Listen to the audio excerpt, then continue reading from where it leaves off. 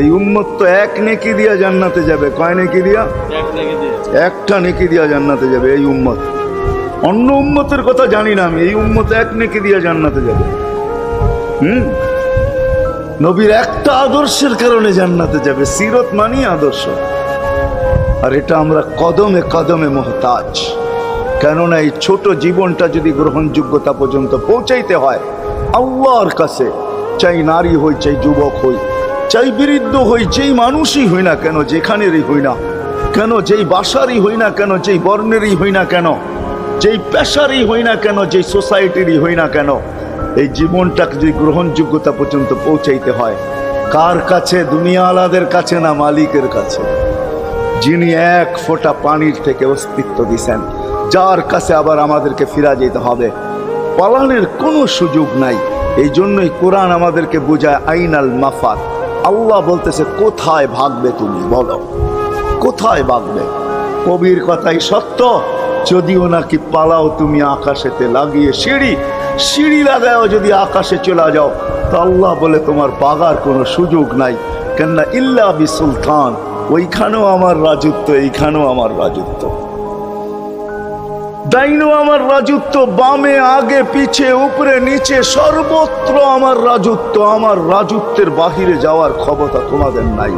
দ্বিতীয় কথা এটো, আইনা আনা মাআকুম আইনা মা কুনতুম, যেখানে যাবে ওইখানে আমি সঙ্গে থাকবো, আমাকে দূর করতে পারবে না। যদি করো তাহলে তুমি থাকবে না, তোমার অস্তিত্বই থাকবে না। কেন আমাদের ভিতরে আল্লাহ নাই বটে, কিন্তু আল্লাহর একটা পাওয়ার আছে যেটাকে রূহ বলে।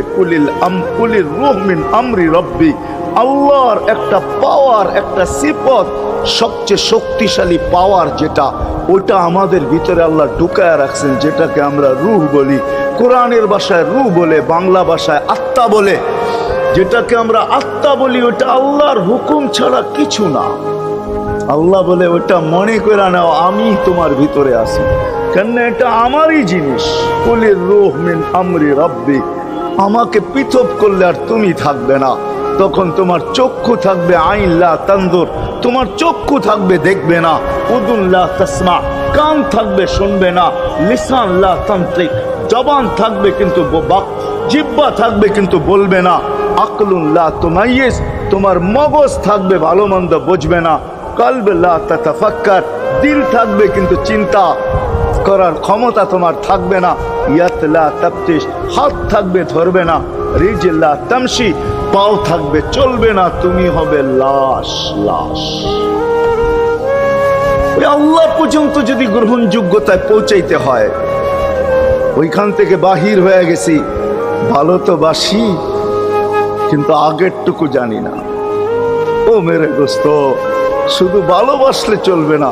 আবু তালেবের চেয়ে বড় ভালোবাসা আপনার আমার ছিল না। সাহাবাদের মতো ভালোবাসা আপনার আর আমার নাই। আছে নাকি? হ্যাঁ, আবু তালেবের মতো ভালোবাসা ছিল। চলেন শর্ট করি। আবু তালেবকে নিজের হাতে আল্লাহ রসুল কবরে রাখছেন।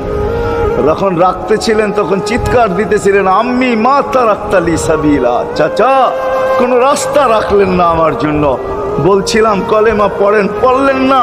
বলছিলাম ঠোঁটটা হেলাইলেন না। বলছিলাম চুপ থাকেন, তাও থাকলেন না। সর্বশেষ একটা চিৎকার দিলেন, আলা মিল্লাতি আব্দুল মুত্তালিব, আব্দুল মুত্তালিবের ধর্মের উপরে চলে যেতেছি। এই কথা বইলা দুনিয়ার থেকে বিদায় নিলেন। চুপও যদি থাকতেন তো আমার জন্য কোনো সুযোগ হইতো। চাচা, ও চাচা, আমার জন্য কোনো রাস্তা রাখলেন না। ভালোবাসা কাজে দিবে না। এই জন্য চলেন, জীবনটাকে গ্রহণযোগ্যতা পর্যন্ত পৌঁছাইতে হইলে কদমে কদমে মুহাম্মদুর রাসূলুল্লাহর আদর্শ লাগবে। যেটাকে আরবি ভাষায় সিরাত বলে, যেটাকে কেরিয়ার বলে। আল্লাহর রসুলের কেরিয়ার লাগবে, আল্লাহর রসুলের আদর্শ লাগবে, আল্লাহর রসুলের সিরত লাগবে, আল্লাহর রসুলের চরিত্র লাগবে।